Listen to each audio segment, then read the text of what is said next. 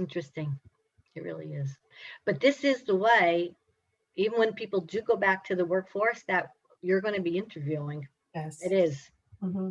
because they're able to do more interviews quickly and process faster. Mm-hmm. So it's a good skill to have, without a doubt. And it's so funny. A little while ago, I think those of you may know me. I'm currently doing some work for Ocean County College, and I had to do an interview with them because, and I was a nervous wreck. It was really funny. I got the biggest kick out of it. Mhm. So, it was really excellent. Remember everything you tell your ladies, Gail. So, anyway, Susan, we'll wait a couple minutes. I thought somebody else popped up, but I don't see them. Okay. We'll wait a few more minutes. Did everybody have a good holiday weekend? Yes. Oh, yeah. It's Good. very nice. How about yourself, Gail? Very, very, very nice. It was quiet. We still kept it very small. Yeah. Mhm. It's Many almost kind of nicer. I shouldn't say that. But there have been some hidden blessings with the pandemic. People yes. have rediscovered things that Mhm, they, because they're usually so busy and out and about and participating in things that they mhm. now have the time, or they're Yeah, forced to focus on different things. So there have been that some that is blessings in disguise. that's so true, Ellen. You're absolutely right. And I'm Mhm. thinking back, I said, like, my adult daughter and I, we dyed eggs, we made bunny bread, it was a really beautiful weekend. It was nice. Oh, good. Oh, So, but I now call that down we home got to remember fun. to keep doing that. Yep. Yes, right. Yeah. Mhm. All right. All right. So I wonder if should I get started? Like I said, Lorraine told me there were 9 altogether, Oh. but maybe they'll pop in as we go. Usually, from my experience, the folks that intend to join would have logged in by now. Okay. All right. Well, then I'm more than glad to work with the two of you. So Wow, we'll we're get lucky. started. You got your own personal thing. Yeah. And I don't know, Susan, if you know my background. I know I've had the pleasure of working with Ellen before. I've been in human resources, I'm going to say, for many years. Okay, we'll leave it at that. And my focus has always been on all aspects of human resources, compensation, training, and development. Um, I'm going to say benefits, but one of the things, and I do love training a great deal, but I've always been recruiting for the companies I work for. As a matter of fact, at one point, I actually headed up an employment division for a very large bank here in New Jersey. I had 15 recruiters working for me, and we were recruiting for all the branches and departments throughout the state of New Jersey. And then I took a step back and I got more involved in community banking, and I wanted to get involved with a startup and help a company go from the beginning to where we wound up leaving them. So I've got a pretty strong background in recruiting over the years. So let's talk a little bit. I want to share with you 5 things that we're going to talk about today. One is setting yourself up for the virtual interview. The second is going to be about the types of questions that I believe interviewers are asking today, behavioral questions. I'm going to give you some examples of those, okay? Then I'm going to talk about how you can answer those questions. There's a technique that I uncovered a little while ago. I'm kind of excited about it, so I want to share it with all of you. Then I also want to give you a list of questions that you can ask during your interviews. And then finally, I just want to end with following up emails. And Ellen knows I always have a story to tell, so I'm going to tell some stories along the way. So you know that the shift in the marketplace has changed the way we conduct our professional lives and the whole hiring process. A virtual interview is really an interview that takes place remotely using technology like video conferencing. There's WebEx, there's Cisco. I even know some people have actually used FaceTime to interview. But again, it's just the way we're doing this now. Although the interviewer's questions are likely to be similar to ones posed in an in-person interview, there will be differences between interviewing in person and viewing virtually. For prospective employees trying to make a pitch, right, that's you guys, about your career qualifications and sharing your brand narrative via video conferencing like Skype or Zoom can feel a little bit overwhelming. It's bad enough you're nervous about meeting someone and talking about your background because you're hoping to get a job, and now you've got to do it virtually like this. So if you're currently looking for a job, which I believe most of you are, or if you're moving into the next step of the hiring process, here are some best practices to help you ace your virtual interview and to set you up for success. And that's my goal today, is I want to set all of you up for success. All right. And I always say that I have a lot to talk about, but if you walk away with one good idea, one good thought, then hopefully I've done my job. All right. So what's most important right now in the beginning is to position yourself in a well-lit, clean space. It's essential to choose a quiet, well-lit, neutral, clean space to conduct your virtual interview. All right. Unlike interviewing in an office or a public space, virtual interviews provide an intimate glimpse into your personal life. So be sure to make your first impression by keeping your area clean and limit any distractions like family members, pets, partners, and roommates. So let me backtrack a minute though. I always use this story because I just think this man is just so funny. If you ever watch New Jersey News, Channel 12 News, and you watch the weatherman, if you ever see his background behind him, it is a mess. And it is just a mess. It's the funniest thing. And I will tell you, my sister and I, like I said, I recently moved to Ocean County, so we try to see each other as much as we can, but we make a point of watching the weather together on 12 so we can see what this guy's background looks like. Okay.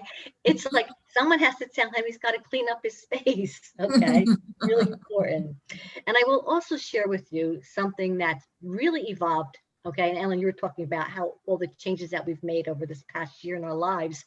You know, I talk about not having any interruptions like pets or children or roommates or things like that. But I will tell you that recruiters are becoming more in tune to that, and it's not bothering them. Okay, I'm going to say a year and a half ago, if there was a baby crying or your phone ringing, they would be really upset. But you know what? They've learned a lot as well. And they know that people have pets, they have children, so they become accustomed to it, and it's not a big issue. I mean, you're going to do your best to try to limit those distractions, but it's not as big an issue as it used to be. Okay, so that doesn't mean you want dogs on the bed or anything. No, I'm teasing.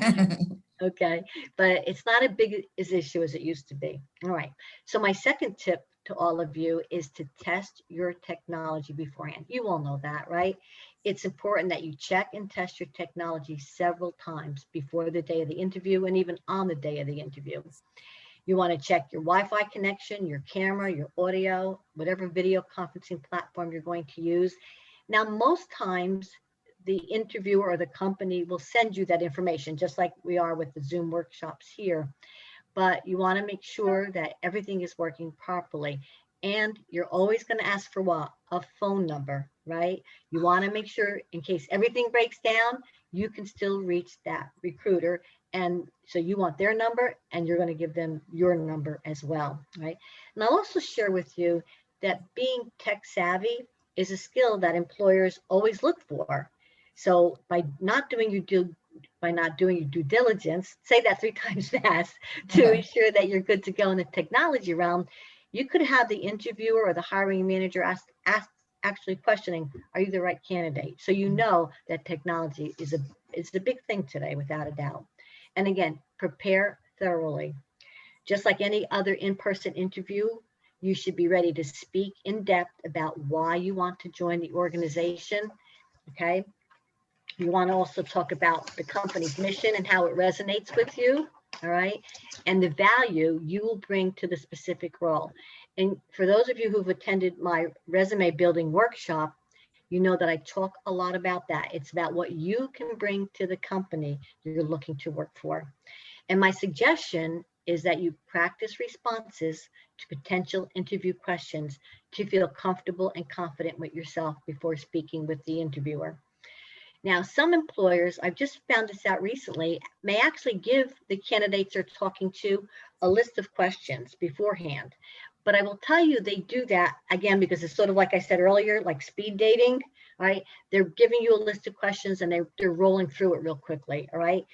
Sometimes they do that just to make the process easier for them or for you, but most times they won't. But they will have their own pat questions ready, okay? So, and sometimes you won't know about it, so you want to be ready for it, all right? Like I said, most times you won't have knowledge. If this is the case, you're going to prepare the same way you would for an in-person interview by planning for commonly asked questions. And of course, most importantly, what? Researching the company, right? You're going to review the job description and prepare relevant examples of your achievement and experience. And that we're going to get into in detail later. take some time to compile the interview questions I'm going to share with you later for each of your interviews, as well as having information about why you're so interested in the position and the company. Okay, right, so you got to prepare. Recently, not even through Dress for Success, but I've had a number of people contact me, and I've been doing mock interviews with candidates to prepare them for the interviews. All right, and I'm always available for that if either one of you are looking to do that. Number 4 on my list, okay, is dressing appropriately. Dress for success and look the part. It would be unprofessional to come dressed in anything other than business casual, and I know you all know that. When you put your best foot forward by dressing professionally, it will show the interviewer that you are serious about the position, all right? And there are also personal benefits, all right? Don't you all tend to feel better? You're more comfortable when you're dressed appropriately, right? Many years ago, wasn't that the Catholic school motto about wearing a uniform to school? You know, when you're all dressed that way and you're all in a certain uniform, you tend to perform better, all right? So dress professionally. And I just want to share this, and this is my own personal feelings, all right? But you've noticed lately, especially in the news, there are so many women that are wearing what? Sleeveless dresses and a lot of cleavage, okay? Yes. Right? Have you noticed that? Yeah, and chandelier earrings. I said, they look like they're going to a cocktail party. I know, And you won't absolutely, Ellen, believe the absolutely. newscast. Okay. I'm shocked. Yeah. Yep, me too, me too. And these to me are kind of women that young women look up to, you know, professional women. It really disturbs me the way they dress on camera. It does. So again, I'm not going to tell you what to wear, but I'm going to tell you that I'm not a fan of it. All right. And it doesn't hurt to have a sweater or a jacket on. All right. Again, everything that's going to the person you're interviewing with is from here up. Right. So again, I tend to tell women, stay away from that. All right. And you're right, Ellen, leave it for the cocktail hour. Okay. Yeah, I agree. Without In a the doubt. summer, a sleeveless dress isn't acceptable in the summer. I'm not saying it's not. Okay.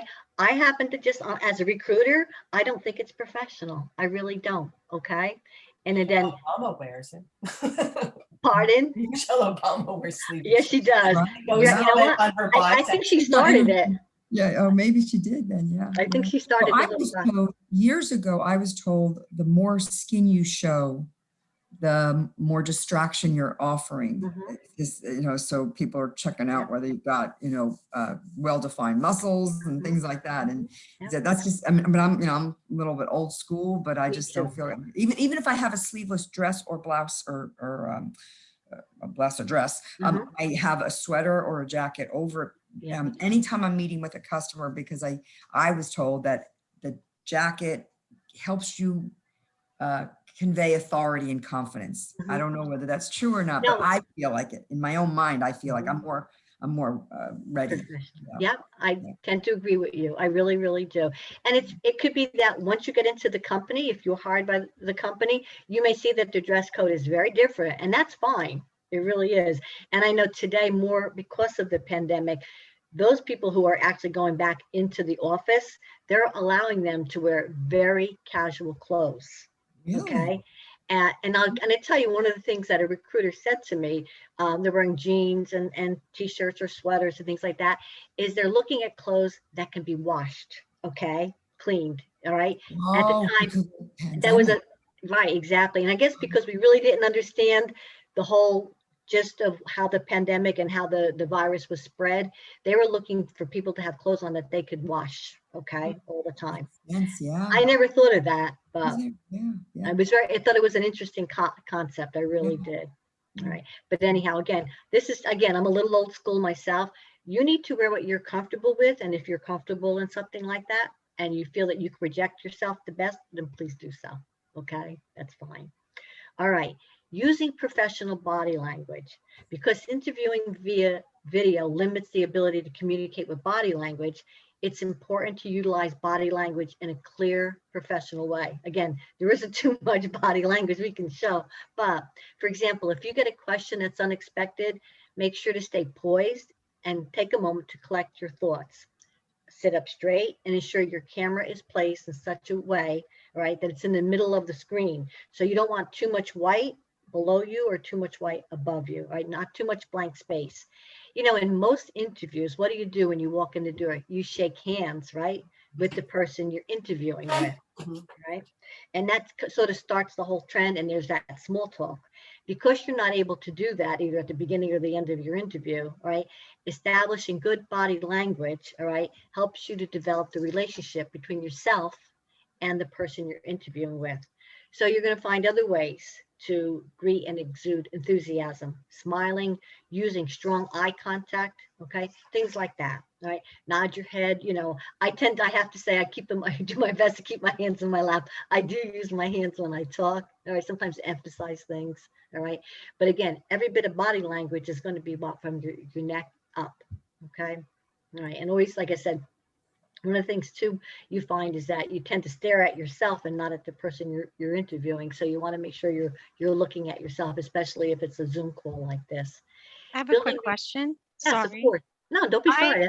unconsciously attending different webinars and meetings, I unconsciously put my hand underneath my chin. Like this. And Yeah. yeah, Mhm. exactly. Is that unacceptable? It's a natural gesture and you don't do it if you're thinking, you're talking, expressing. I apologize for cutting into the. No. That's what I'm glad. It's just a few of us. So no, we can certainly take the time to do this. I don't think it's inappropriate. Sometimes I have found, and it's funny, when I first started doing workshops like this, I sometimes go like this, like I go, oh, and I'm really working hard to keep my hands away from my face. Okay, I do. I think sometimes if you do this, you're like leaning in. So I think it just shows that you're interested and engaged. Right? I wouldn't make a steady habit of it. And like I said, I've been working for the past year, making sure that I kind of keep my hands in place in my lap or here on my desk like I have.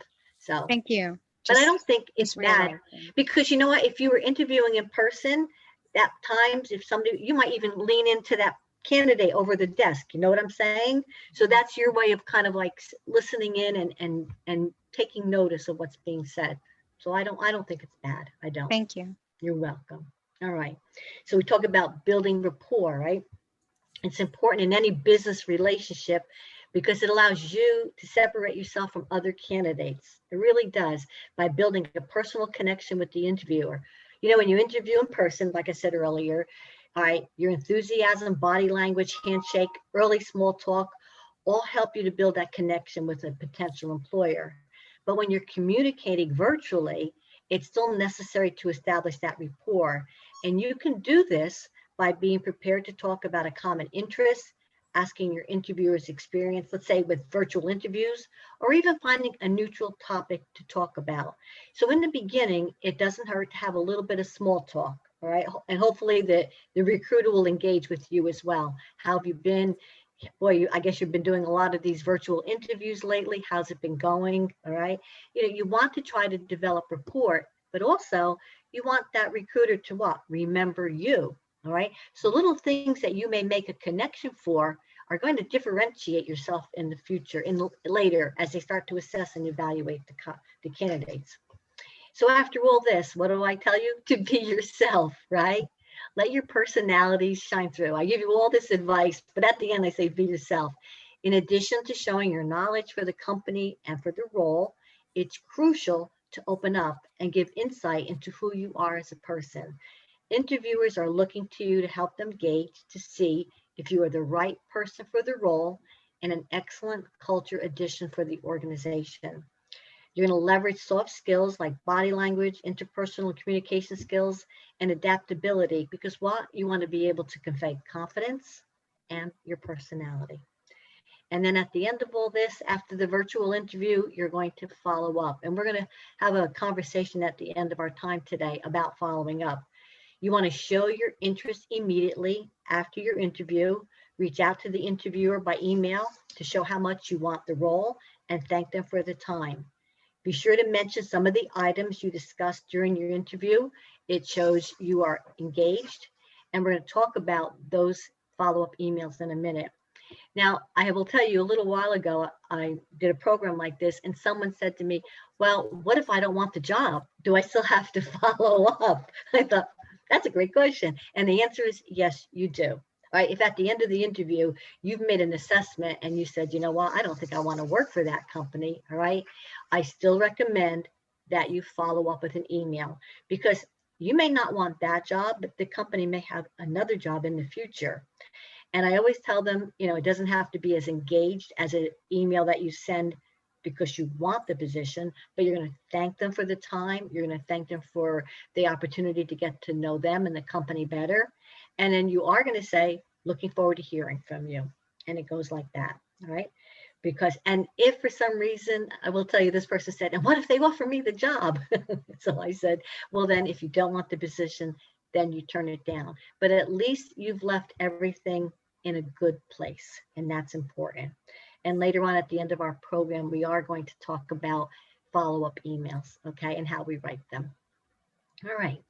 So now I want to move on to being prepared for questions that you might be asked by the interviewer. But what I'm going to do is I'm going to focus on behavioral interview questions, all right? It is impossible for you to anticipate questions that the interviewer may ask you, all right? But some will be specific to the job you're applying for, all right, the job you're being considered for. However, by carefully reviewing the job listing and review list of common behavioral questions, which I'm going to share with you, you will be able to prepare for the most likely questions, right? Before going into an interview, take the time to identify the qualities of the ideal candidate for that position. So you want to look through the job listing for a list of qualifications and scan for any keywords that give you a hint as to what the employer wants in job candidates. You follow what I'm saying? Okay, good. So you want to, again, look for the qualifications, scan for any keywords, because what we want to do in the end is we want to make a marriage. We want to make a marriage between what they're looking for and what you can bring to them. That's important, right? And then what you're going to do is you're going to match your qualifications to the job so that you're prepared for, with examples related to experience the employer is looking for. All right, so let me give you an example. As much as an interviewer will ask you questions about your background and work experience, there's been a shift over the past few years to what is known as behavioral questions, which in essence is about assessing the soft skills of candidates. Hiring managers do not want to hire the wrong person. It becomes very expensive for the company and of course costs them not only money but time. You know, a lot of surveys out and they're finding that the cost of hiring a bad person seem to be escalating over the years, okay? So recruiters are really fine-tuning their skills in finding the right candidates for the job.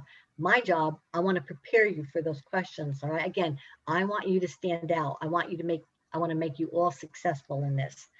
So the interviewer may ask you about past work experiences. For example, he or she might say, tell me about a time that you had to multitask at work, or give me an example of a conflict you had with an employee. How did you resolve it? Employers who use this approach are seeking concrete evidence that proves you, the candidate, have the skills and abilities needed for the job. So let me tell you the concept behind behavioral interviewing. The idea behind behavioral interview questions is that past behavior is an indicator of future behavior. So let me say that again. Past behavior is an indicator of future behavior. I think that makes a lot of sense. It really does. You know, interviewers can ask you about, well, what did you do at your last job? You know, I answered the phones, I processed invoices, I did that, right? But nowadays, to make a good fit for the company, they're going to ask more in-depth questions. Therefore, examples from your past give the employer an idea of how you would handle a similar situation if you were to be hired, all right? Interviewers may pose a variety of different types of behavioral questions, and employers are looking for a detailed explanation of an experience from your past. They want to know what the experience was and how you dealt with it. Your responses will give the interviewer an indication of how you handled projects and issues at work. So what I did a number of months ago in preparing for this workshop is I actually talked to different recruiters and hiring managers, and I asked them to share with me their top behavioral questions and the skills, the soft skills that they look for in a candidate.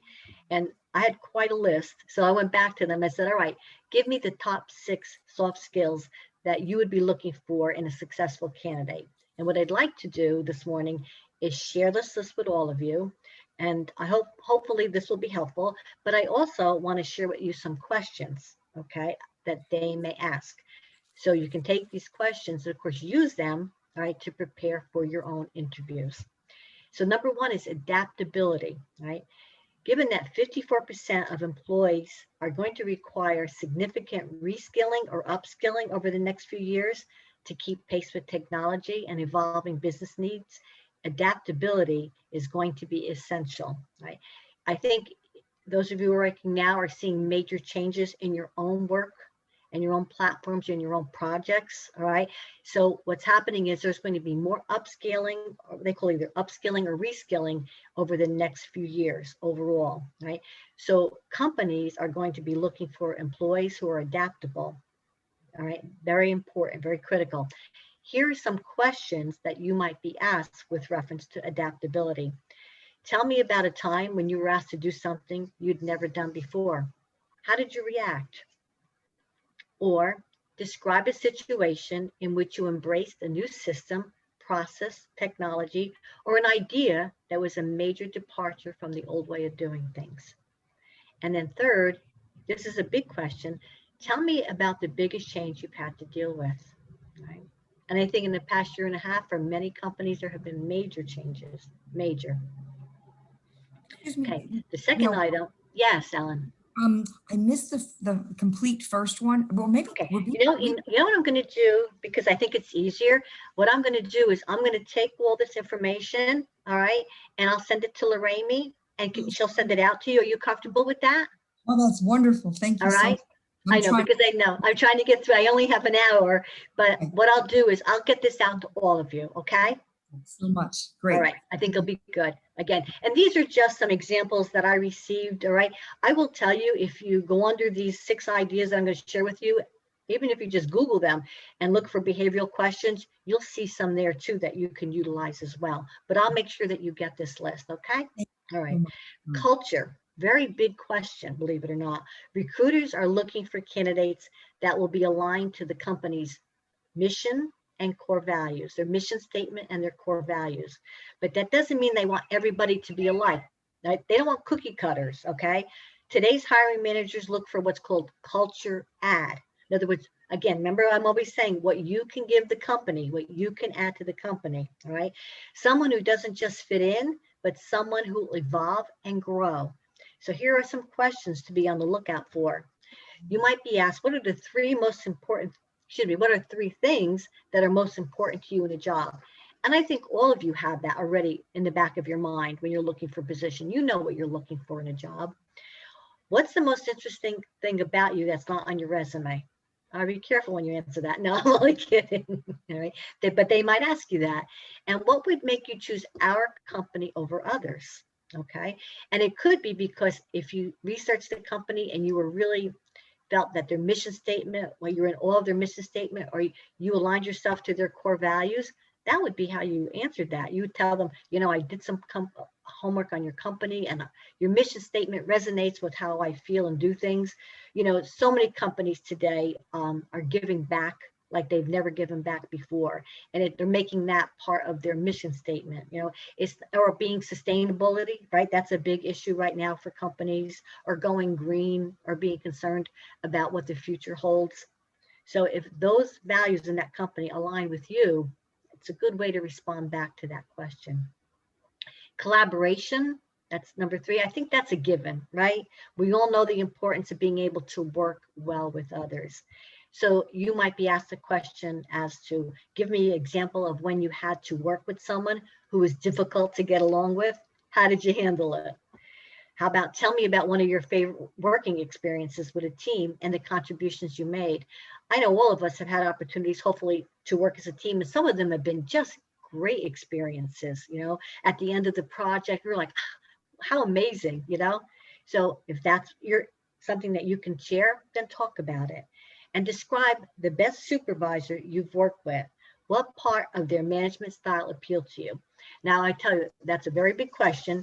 And that's a question that I asked all the time, because I think I shared with you earlier, I worked in banking for many years, and I would hire for branch managers or department managers. But before I did, I made sure I knew about the manager. I made sure I knew what style of management they espouse to. So for example, if a manager was very hands-off, okay, and I asked that question of a candidate and they said, oh, I like a manager who's always on me, I like a manager, that may not be a good fit, all right? Or if I knew a manager was someone that said, Gail, hire me somebody that knows the job and can run with it. Well, then I knew that I had to find for them an independent candidate, someone who could work independently and not need a lot of hand holding, okay? So that's a big question that recruiters will ask, especially if they are aware of the managers they're hiring for, okay? Right? Now, leadership, I know you're going to say, Gail, why leadership? And even if you're not interviewing for a manager or supervisor role, hiring managers will always look for people who can inspire and motivate, right? Whenever I interviewed candidates, I always looked for a candidate's leadership potential. And I would ask a question like, tell me about a time when you led by example, or have you made any tough decisions lately? Would you mind sharing? And then finally, have you ever had to persuade someone to see things your way, right? Those are questions that basically will give an interviewer or a hiring manager some insight into your leadership potential, right? And then growth potential. Companies are always looking for someone who can develop the role they are hiring for and make it their own. I don't know if you've ever had an opportunity to have a job where they said to you, okay, here's the job, customer service, but you were able to take it one step further and offered more and did more. Companies look for people like that. They're not just looking for someone, again, they're not looking for cookie cutters, they're not looking for assembly line, they're looking for people who can add value to the organization. And isn't it true that aren't most of you looking to advance in your careers and not do just more of the same, right? So you might be asked some questions like, describe a time when you volunteered to expand your knowledge as opposed to being directed to do so, right? How about, when was the last time you asked for feedback from a supervisor? Have any of you ever done that before? Okay, right? They will ask that question. So many of us are in a position where the only time we ever really get feedback from our supervisors is when? During our performance review, that annual thing we have to go through, okay? But it's really important that as workers that we get to know our managers and not be afraid to ask them for feedback, right? So that could be a question that a hiring manager may ask of you. And they also might ask you, what was the biggest career goal you ever achieved, right? So these are things I'm trying to get you to think about and be prepared for. And you may come back to me and say, Gail, they didn't ask me any of these, okay? But I think you'll find that in some way, shape, or form, they will. And I also want to share prioritization as another one, right? As a soft skill, hiring managers look for employees who can manage their time effectively and pay close attention to details. You know that as well as I do. So many jobs today have you wearing more than one hat. And I think all of you can shake your head up and down. Yes, okay. You're all not just doing that one thing. You're doing so much more. So being able to show a hiring manager that you have prioritization skills is really important. And they might ask a question like, tell me about a time when you had to juggle several projects, or have you ever planned your own project, as well as did you organize and schedule tasks during that time? All right. Again, these are all the types of questions that you want to rehearse and build on so that you can have strong answers to give your recruiters that you're meeting with. All right. So now that I've shared with you some of the behavioral questions that you might be asked, so now your question to me should be, so Gail, how do I answer these types of behavioral questions? All right. The next step will be to come up with examples from past experiences that have helped you develop the skills and qualities needed for a job. All right. So I talked a little bit about key responsibilities. I also want you to kind of make up a list of your own assets, your personal assets, okay? For each asset, think of an anecdote or a story of how you have used that strength to add value in some situation. And if you want to, if some of the information I just shared with you about prioritization, leadership, adaptability, if you can come up with a story for each one of those and you feel personally that That's a key strength for yourself. Use that as your guide. All right. So there's a new technique that's out there that I uncovered a few months ago that I want to share with you. So when practicing answers for behavioral interview questions, consider following what is called the STAR, STAR, interview response technique. It's a 4-step technique for answering questions about past behaviors at work. So let me tell you what STAR stands for. Situation, task, action, result. All right. So think of an asset, think of your own. Is there something that you feel like if you said, what are the assets that I can bring to a job? Okay. List those. And then take this technique. I'm going to tell you what each one stands for and see if you can write a story.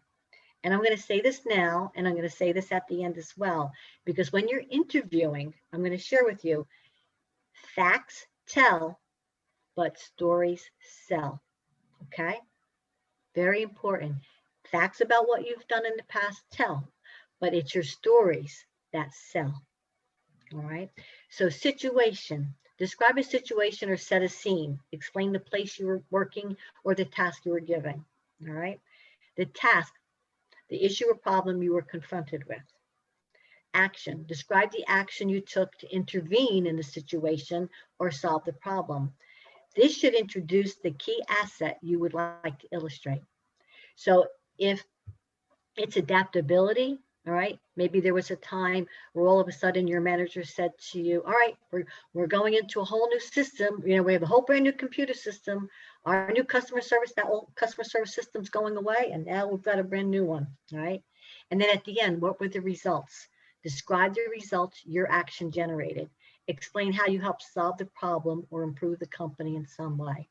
You know, when I was at the bank I worked for about 2 years ago, we introduced a whole new system in terms of drive-up facilities. You know, you go up to a drive-up facility at the bank, right? You grab the tube, you put your money in, you see the person in the window and you wave at them. Well, we came up with a system where we were actually using video. And when you pulled up to the drive-up system, you didn't see somebody in a window in the branch, you saw somebody on a video screen. The technology was phenomenal because you could do any type of transaction with that person right on the screen. It was amazing. But you can well imagine that when we first introduced this, okay, how difficult it was and how people were like, well, what does that mean for me? What about my job? All right. And what we actually did is we took those, I'm going to call them drive-up tellers, and trained them to be on the video screen in a same location. Well, I will tell you, most people were a little, you know, not happy with the situation, but then there were those that embraced that change. And those were our leaders. And eventually they became the managers of the department because they embraced that change that we took. I would say eventually everybody got on board, but those standouts, those ones who were adaptable and said, okay, come on, we can do this, and led the charge, so to say, those were the ones that eventually became managers. All right.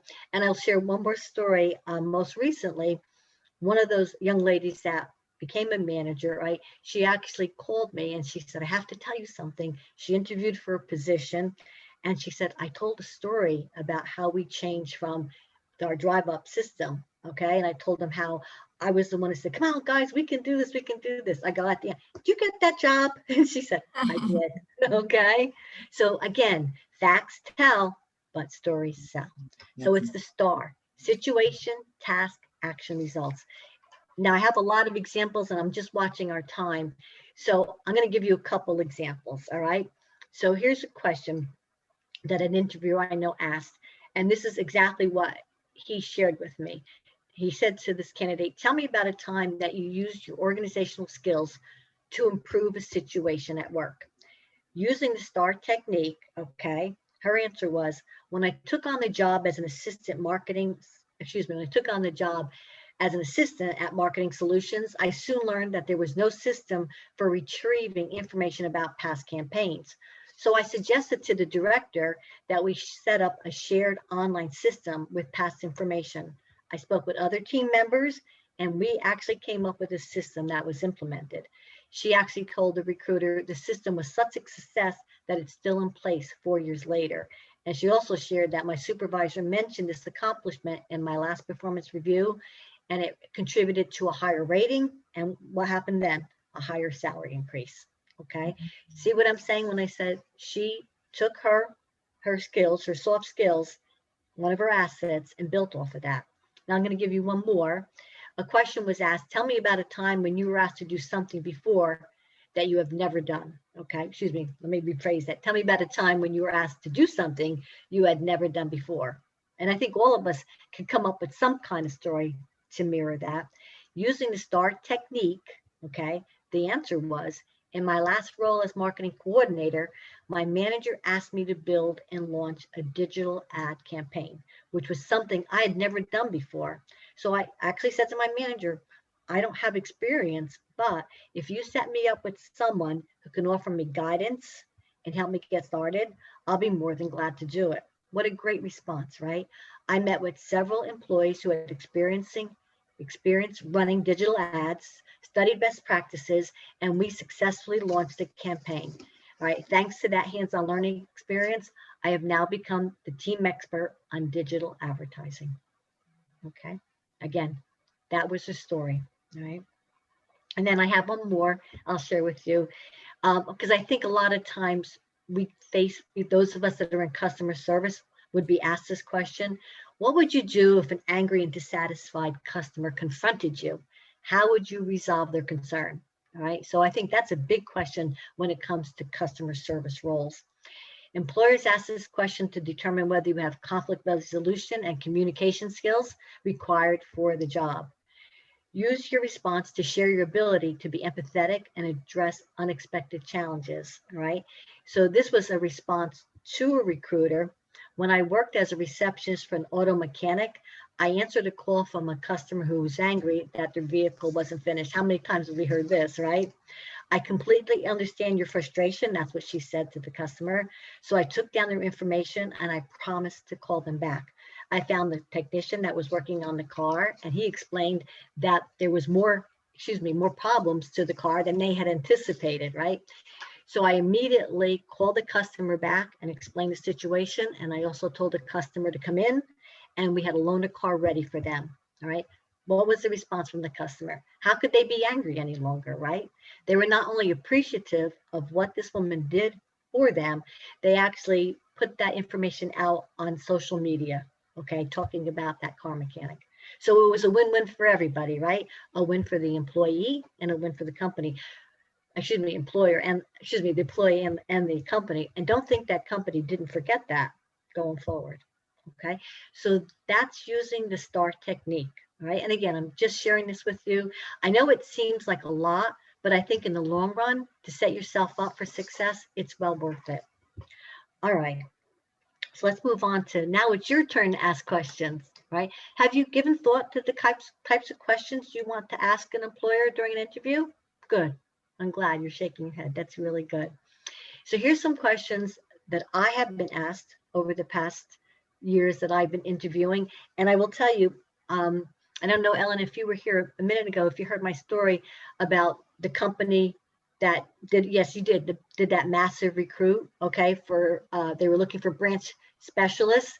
And I said to them, what were the things that made their people successful in their eyes? And they said it was the questions that these candidates asked them. All right, some of them were just outstanding, and they set an impression with them, which is important. So here's a question you might want to ask a recruiter or a hiring manager. What do the day-to-day responsibilities of the role look like, right? Remember, how we spend our days is how we spend our lives, right?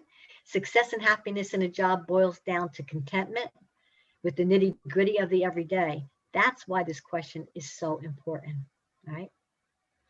Knowing, another question would be, you might ask an employer, knowing your company's values, what characteristics do you look for in employees in order to represent these values? So hopefully you've done your homework about their mission statement and core values, all right?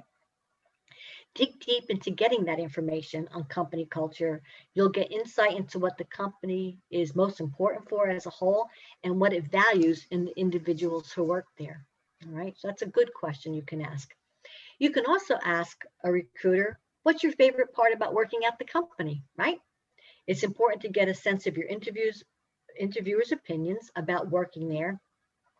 If enthusiasm flows easily, that's a great sign. But if it doesn't, it's worth noting too, right? So look at their face. And when you say, what do you like about working for this company? They sort of roll their eyes. You might want to take a step back on that one, all right? Another question might be, what does success look like in this position and how do you measure it, all right? And I will tell you, most times this is a question you might ask the hiring manager or the person that you'd be reporting to. But if you're a good recruiter and you know your managers and you'll be able to answer this question. It's crucial to have a deep understanding of how a company measures success. What are the key performance indicators, which are called KPIs, right? How and how often are they measured, right? All right. And then here's a question, and I will tell you most recently, this question is being asked a lot because most recently, when they looked at reasons why people are leaving companies today, one of the things that came out was lack of training and development. So you might ask an employer, are there opportunities for professional development? And if so, what do they look like? You know, when you ask this question, you're looking into whether there are opportunities for growth and whether the company has a learning and development program. Stagnation is a big red flag, so be alert, all right? If they kind of stumble and they're not giving you the answers you're looking for, you might want to think twice about this company. And then, who will I be working most closely with? The question will help you get a better sense of dynamics of who your collaborators are. And you have a right to jot down their names or ask their titles, okay? I mean, if it's a large department you're working in or would be working in, they may not be able to give you everybody's names, but they should be able to give you supervisor, assistant supervisor, maybe the person that's going to be training you. It's a very good question. You know, it's important to evaluate how cross-functional the job role is, okay? You could also ask a question like, what do you see as the most challenging aspect of the job? Knowing the good is just as important as knowing the not so good. You want to understand the scale of the problems you'll be dealing with, right? And they should be honest with you. They should be. You know, I had someone share with me most recently, and they actually called me, what do you think, Gail? And they were concerned about taking the job because they were in the midst of a major overhaul of their systems. And she was scared that she was getting into, you know, she says, I think I'm getting into a firestorm here. But I said, but you know what, with your background and your skills, you might be able to add to that, you add value to what they're doing. She goes, oh, I never looked at it that way. I said, she shared with me some of the things that were going wrong because she knew. I said, well, would you be able to fix them? And she goes, I think I can. So in her email letter to the company, she actually told them, you know, based on my past experiences and what I've been able to do, let me share with you how I think I can help your company. So I give the company a lot of credit for being honest with them, but it was a great way for her to show to the company what she could do for them. And yes, she did get the job. I'll share that with you, right? You might also want to ask a question. Is there anything about, no, wait, let me backtrack a minute before I start. Many times I've had people say to me, well, Gail, how'd I do? Am I going to get the job? That is not the question that you want to ask, okay? Don't. But you can rephrase it and you can ask, is there anything about my background or resume that makes you question whether I am a good fit for this role? All right. Better asked question. This question displays that you're highly invested in the job and committed to understanding your prospects as a candidate. Plus, it will also allow you an opportunity to respond to any potential concerns. Lastly, this question is best to ask at the end of the interview to gauge where you might stand within the job process. By leveraging these unique interview questions to ask employers, you'll have a leg up on competition, guaranteed. I really believe that. Be sure to incorporate the above interview questions throughout your conversation to ensure success. And in closing at this section, don't feel uncomfortable asking the interviewer some questions about themselves. You might have something in common to forge a connection. You could ask how long they've been with the company, or as mentioned above, ask what they like about working for the company. Okay, good. All right. So let's just follow up with some closing emails. I want to talk to you about that. But before I do, I'm going to share something with you, because if I ask each and every one of you, what is the most frustrating aspect of looking for a job? You've built a resume, you've sent it in, you've gotten an interview. What's the most frustrating aspect of the whole process? What are your thoughts on that? When you don't hear anything. Bingo. Yep. Right, Susan, do you agree? Absolutely. I know. It is. And I have to tell you, it is the most frustrating aspect. About a month ago, and I really wish I had saved this article. I'm a little frustrated that I didn't. There was an article on LinkedIn and people were responding back and forth. Why don't companies get back to candidates they interview? All right. Now, I can't change the world, but I want to tell you something about what I'm involved in, just to make you feel a little bit better about things. Okay. I'm currently working with Ocean County College, and I'm doing some workshops for them. But what I'm doing is I'm actually training recruiters and hiring managers. Okay. Again, I can't save the world, and I can't promise you that every company's going to get back to you. But during my program, I emphasize constantly, it's in every aspect of my 3 hour, it's a 3 hour program I'm doing. I tell them that no matter what, they have to get back to everybody they talk to. They have to, okay? It is critical to the hiring process, and it is not fair to the people who have worked so hard to apply for a position, okay? It's not. So, and I will tell you at the end, I'll say, all right, what did you learn today? And they all look at me and they'll, we have to get back. I said, no, they kind of tease me about it, but they know they have to get back, all right? Again, I can't change the world. I wish I could. I believe that is the most difficult process for all of you out there looking for jobs, right? You've built a resume, you've practiced your interview questions, you're online, you're doing everything you can, and they don't get back to you, all right? Well, it's wrong. And for all the years, and I've trained a lot of recruiters over the years. I worked for a very large bank. I had 15 recruiters working with me, all right, many years ago. And I said to each and every one, I never want to find out that you didn't get back to somebody that you spoke to. Even if it's a brief email, you deserve that, okay? Just thank you for interviewing with us. You know, even if it's bad news that we're moving on to another candidate, you have a right to know, all right? But let's talk about your side of the email process, okay? In general, there are 3 kinds of follow-up emails you can send after an interview. One to your interviewers immediately after, and yes, you're going to email them immediately after your interview. This second one is what's called a second follow-up email if you haven't heard back, and you do have a right to do that. Again, if you were one of 25 candidates or even more, it's going to be difficult for them to get back to you right away. And then the third one is called a check-in email, just to stay in touch, right? And it possibly means that you're not getting the position, but you want to stay in touch. You want to be in good graces with this company for networking purposes, right? In the best case, my hopes are for all of you that you only need to send one email, a note that thanks your interviewers for their time and expresses your enthusiasm for the job. Now, let me backtrack for a moment. I know a few minutes ago, even if you've interviewed and you think, I don't really want this position, this isn't what I was looking for, you're still going to send a follow-up email, okay? Important. You always want to stay in good graces with the companies you're interviewing with. So when you start your email, right, basically you're going to choose a subject line, something very brief. Thank you for your time. Thank you for the opportunity.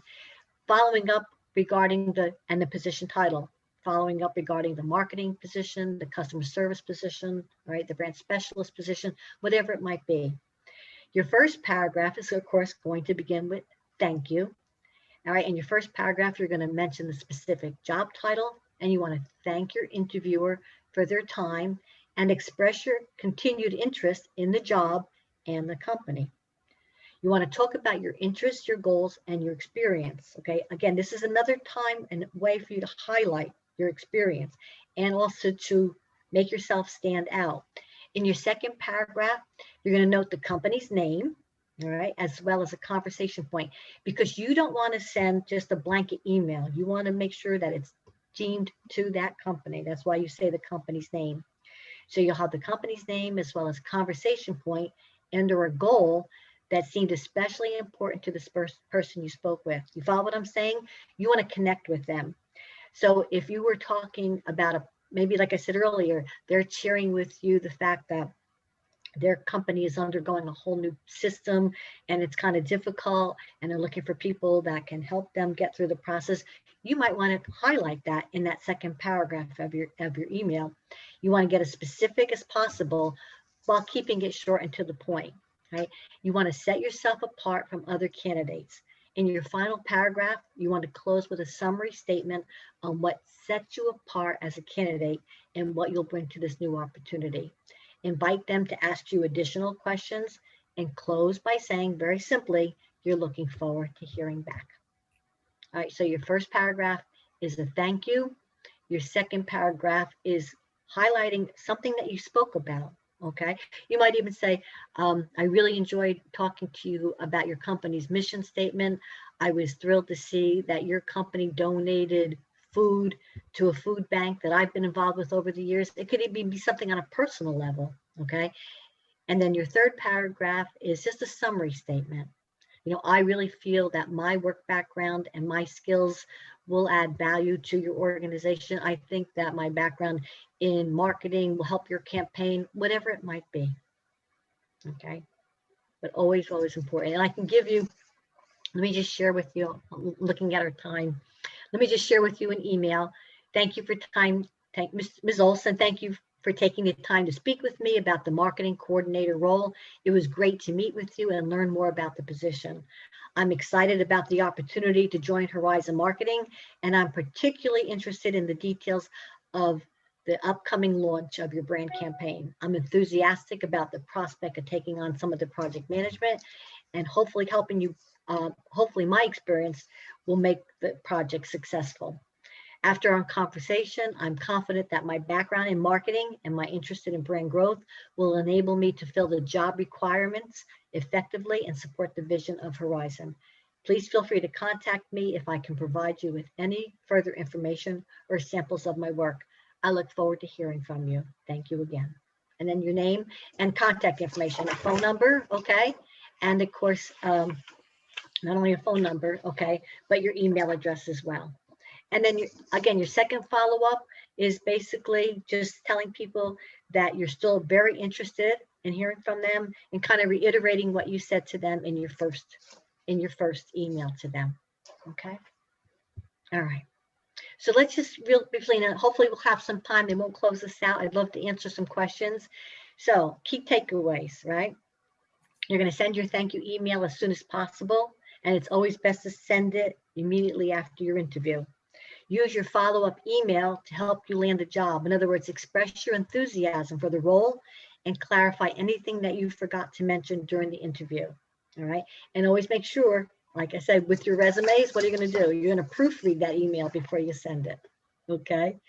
So we learned today that interviewing virtually limits the ability to communicate with body language. So we have to use eye contact and our facial expressions. Our posture is important, and we use that to basically greet and exude enthusiasm with the person we're talking to. We talked about common interview questions as well as behavioral questions, and we learned how to give, hopefully, the best responses to those. All right. And then last but not least, right, what we ended up, we talked a little bit about ending up with that follow-up email, okay, to the people that you spoke to, all right? And if necessary, a second email, and if necessary, a third email. Hopefully one will do the job. And most importantly, what did I always say? Remember, throughout the whole process, facts tell, but the stories that you're gonna tell a recruiter is what's gonna sell you today, okay? All right, questions. Looks like we have time and I haven't closed this out. What can I answer for you? Well, Ellen. what should you say in the third email? In the third Like you're a email, bomb. basically, you're going to talk to them because at this point, it's probably obvious that you're not getting the job if you have to send a third email. You could basically say, I just want you to know I'm still interested, okay? And you might even say that if any other opportunities present themselves in the future, I would love to be considered for those opportunities, okay? All right. Mhm. Again, you know, your first one is the one that, the second one is just letting them know that you're still interested and kind of reiterating on what you said in your first. But your third, if you're sending a third, that means that you're probably not getting the job. Okay. But again, you know, some companies take a long time, and especially if there have been a lot of candidates. I know I've been asked that question, Gail, can you tell me how many people applied for the position? And I usually say a lot. No, people do ask that question. It's not the best question to ask, all right? But the third email should just state, I'm still interested, because really at this point, you're letting them know you're interested in the company. Something resonated with you and you were impressed with that company. I loved your mission statement. I loved your core values. And if anything presents itself in the future, I'd love to be considered. Okay. Susan, are you good? Well, the question or the comment that you said that you could ask at the end, I guess this would be to feel them out whether or not you're going to get the job. Is there anything about my background or resume that I would not be a good fit, or should you say I would be a good fit? Because one's kind of, You're right. I think a negative. No, you're right. You're absolutely right. That's a very valid point. You're right. And I should stand correct. I should stand corrected because you're probably right. Let's rephrase that. I think what you're looking for is to find out if you're missing something. Okay. All right. Is there anything about my background or what's on my resume? And that's why I said that would keep me from getting the position. Maybe you need to say something that is not listed on your resume or that you haven't stated. So that's why I say it that way. Okay. But you could also say, looking at my resume and the interview we had, do you feel that I have the potential to work for this company? You could phrase it that way as well. Okay. I just want to make sure, like as an interviewer, I want to make sure I've covered all my bases. Okay. I want to make sure I know as much about that person's background, okay, to help me make a decision. Right. And especially when you're working in an environment where there are a lot of candidates. If there aren't a lot of candidates, I can always go back to that person, or I could pick up the phone. All right. And I could say, while we interviewed the other day, there was something I wanted to ask you, or there's some information I'd like clarification on. Okay. But you can rephrase it to make yourself feel comfortable. I'm just using that as an example because I have been asked in the past, people say, well, how did I do? Am I getting the job? And you don't want to say anything like that. You really want to know what it is you didn't give them so that you can so that you can give them that information. Make sure I say that correctly. Okay. And is that something you could put in your third letter? Yes, you could do that as well. Is there anything that you didn't know about my background that I could share with you? Okay. Yes. Or anything missing? Mm-hmm. So that is, yes, it's most likely you're not being considered for the position. right. So But, you may be able to get some feedback from them, but more than likely you won't. It depends. And you're right. Most likely you won't. Okay. I always like to remain optimistic, but I will tell you and I've been interviewing and hiring people for a number of years now. And there were people that I remembered, that they really just stood out, but they weren't, maybe somebody else came in that was just a better candidate for the job we were looking for. But I remember, that person, and I remember that one person, and you remember them I'm going to say, by the way they looked, by the way they spoke, okay, by their work experience. And I actually looked for that resume and I looked for that follow-up email because I always would take that follow-up email and attach it to the resume or the application, always, okay? And I know now the biggest concern is that with the new systems that are out there, all those hiring systems, it makes it difficult. Years ago, it was all paper. So I had the resume, the application, and I printed the follow-up email, or I had the letter that they sent me. Now, with all these online systems, everything's in the system. But I asked a recruiter about a month ago about how do you go back? And they're able to go in and retrieve. They'll think, I remembered that one person. Let me see if I can find them, So it makes it more difficult for you as candidates, okay, to be remembered the way it was years ago. All right. There's some good points about these whole new hiring systems, but unfortunately there's some bad points as well. All right. So that's why it's so important, again, to stand out now. Okay. All right. And then a lot of times, again, it could be that you may not have been right for this position, but I know a lot of companies that have gone back, myself included, and pulled resumes and said, you know what, this person would be ideal for this opportunity, and called them back. And all you had to do is say, well, you know what, Gail, that's not exactly what I want to do. Okay. And it doesn't mean that I'm gonna, put them away forever, because I always kept a drawer of what I call my potentials, people that I couldn't hire at the time, but I knew at one point I'd want to go back and pull them again. So, and again, because I just remembered they were standouts with the answers they gave me, with the way they presented themselves, okay, with the questions they asked of me. Remember what I said to you? This is a very large bank here in New Jersey that did a major career fair. And they said to me, Gail, we looked at people that asked unbelievable questions of our recruiters, sent us really great follow-up emails, okay? And those, again, the qualifications and skills were important, but that's what those recruiters remembered about those candidates. So something for you all to think about as you move forward, okay? So I'm here. So any other questions or concerns? Just give me, I'm sorry. I'm sorry, go ahead. I just wanted to ask, do you have a contact if you were interested in doing a mock interview? Absolutely, always.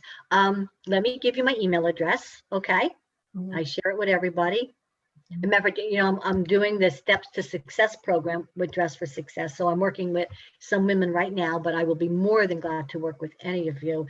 My email address is